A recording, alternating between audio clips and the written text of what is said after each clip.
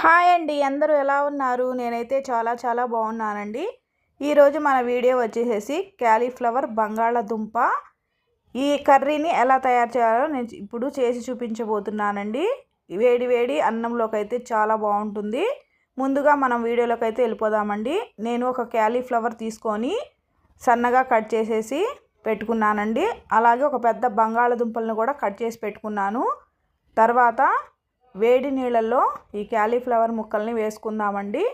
పురుగులు ఏమన్నా ఉన్నా కూడా చనిపోతాయి. వీటిల్లో పచ్చగా సన్న పురుగు ఉంటుందండి, మనకు కంటికి కనిపించదు. అది ఇలా వేడి నీళ్ళల్లో వేసుకుంటే చనిపోతుంది. వేసుకొని 5 నిమిషాలు పక్కన పెట్టేసుకుందాము. ఇప్పుడు మసాలాకి ప్రిపేర్ చేసుకుందామండి. ముందుగా మిక్సీ జార్లోకి 1 టేబుల్ స్పూన్ ధనియాలు వేసుకుందాము. అలాగే 1 టేబుల్ స్పూన్ జీలకర్ర కూడా వేసుకుందామండి. ఒక పెద్ద ఉల్లిపాయ కట్ చేసి వేసుకుందాము. తర్వాత 2 పచ్చిమిరపకాయలని కట్ చేసి వేసుకుందాము. అలాగే అల్లము, చిన్నుల్లిపాయలు, నల్ల మిరియాలండి, అవి కూడా వేసుకుందాము. వేసుకొని కొద్దిగా నీళ్లు పోసుకొని మిక్సీ పట్టేసుకుందామండి. చూడండి, ఇలా మిక్సీ పట్టేసుకుంటే సరిపోతుంది. తర్వాత స్టవ్ వెలిగించేసి ప్యాన్ పెట్టేసుకుందామండి. ప్యాన్ పెట్టేసుకున్నాక 2 టేబుల్ స్పూన్లు ఆయిల్ వేసుకుందాము. ఆయిల్ హీట్ ఎక్కిన తర్వాత వాటర్లో నుంచి తీసి క్యాలీఫ్లవర్ ముక్కలను అయితే వేసేసుకొని గోల్డెన్ కలర్ వచ్చేంత వరకు ఫ్రై చేసుకుందామండి. ఈ క్యాలీఫ్లవర్తో ఇలా కర్రీ చేసుకుంటే కమ్మగా కడుపు నిండా తినేసేయచ్చండి. చాలా టేస్టీగా ఉంటుంది.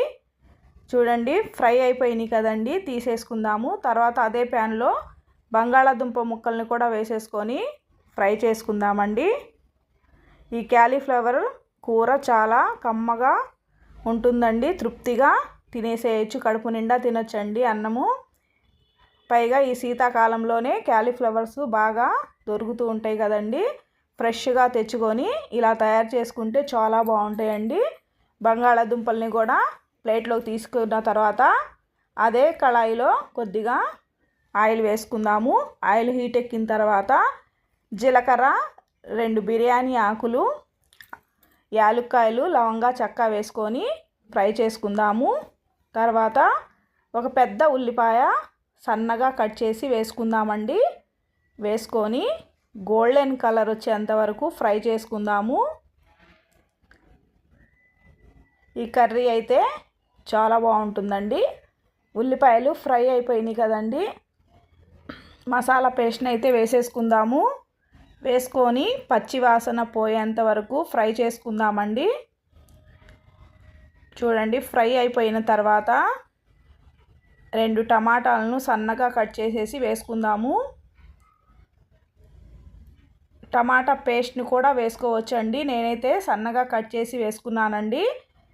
టమాటాలు మగ్గిన తర్వాత 1 టేబుల్ స్పూను ఉప్పు, 1 టేబుల్ స్పూన్ కారం, పసుపు వేసుకొని ఫ్రై చేసుకుందామండి.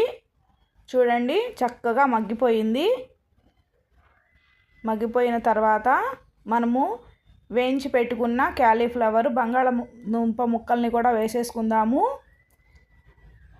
వేసేసుకొని మసాలాలన్నీ కలిసేటట్టుగా మొత్తం కలుపుకుందామండి. ఈ మసాలాల్లో ఒక 2-3 నిమిషాలు వేయించుకుందామండి. ఈ మసాలాలు ఈ ముక్కలకి బాగా పడితే బాగుంటుందండి, చాలా టేస్టీగా ఉంటుంది. 2-3 నిమిషాల వరకు ఇలాగే వేయించుకుంటూ ఉందాము.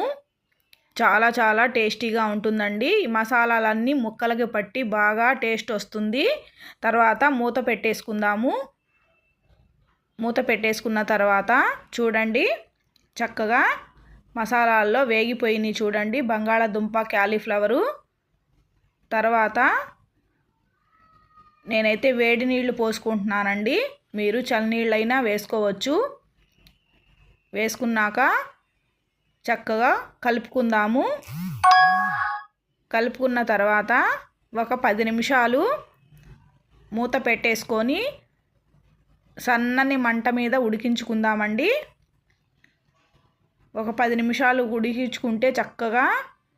మెత్తగా ఉడికిపోతుంది.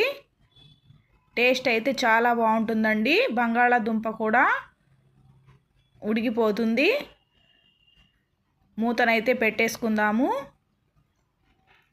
పెట్టేసుకొని ఒక 2 నిమిషాలు ఉడికించుకుందామండి. చూడండి, బంగాళాదుంప క్యాలీఫ్లవర్ కర్రీ అయితే రెడీ అయిపోయింది. కొద్దిగా కొత్తిమీర కూడా వేసేసుకుందామండి. వేసుకొని కలుపుకుందాము. బంగాళాదుంప ఉడికిందో లేదో చూడండి. చూడండి, చక్కగా మెత్తగా ఉడికిపోయింది. కర్రీ అయితే రెడీ అయిపోయిందండి. చిక్క పడుతుంది కాబట్టి దించేసుకుందాము. వేడి వేడి అన్నంలోకి చపాతీల్లోకి అయితే చాలా చాలా బాగుంటుందండి. మీరు కూడా మీ ఇంట్లో ఒకసారి ట్రై చేయండి. ఎలా వచ్చిందో కామెంట్ చేయండి. కొత్త వారైతే నా ఛానల్ని సబ్స్క్రైబ్ చేసుకోండి. కర్రీ అయితే రెడీ అయిపోయిందండి. సర్వింగ్ బౌల్లోకి అయితే తీసేసుకుందాము. ఈ వీడియో కనుక మీకు నచ్చినట్లయితే లైక్ చేయండి, షేర్ చేయండి, కామెంట్ చేయండి, హైప్ చేయండి. మరొక కొత్త వీడియోతో కలుసుకుందాం ఫ్రెండ్స్. బాయ్.